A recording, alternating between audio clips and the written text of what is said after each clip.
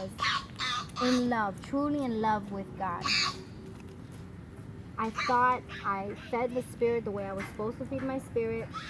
And you know what happened? The devil himself was tempting me, right? Had I stayed connected, I would have not fell so far from the Lord. That was my mistake. I learned from my mistakes, okay? So I was loving the Lord, and you know what happened? I backslided. So when I backslided, I was in such a bondage. I was in such a stronghold that I could not get myself out of because of my choices that I made. It wasn't because God allowed it to happen.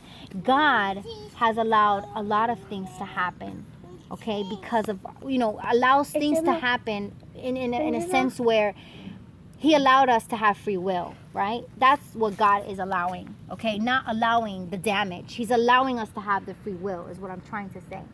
So therefore, we have the free will to do what we want to do. So our choices is what gets us into the bondage that we are in.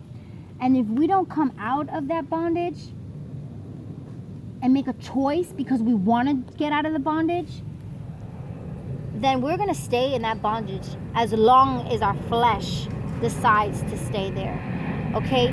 Now, if we make a choice, as I did, thank God, to seek the Lord, as I did, I found God again.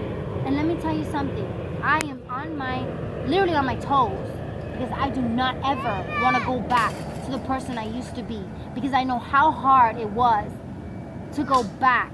So when you go back to God, so when you first fall in love with God, you stay connected, okay? Because if you do not stay connected, you're going to be in trouble, because the devil is waiting for a crack, okay?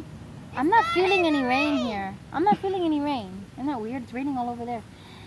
Okay. Well, now I'm feeling it. Anyway, so my advice to everybody is, once you feel a little temptation, you open up this Bible. You open up the Word of God. Because this is what's going to feed your spirit. Because your spirit's then going to get strong, and it's going to fight the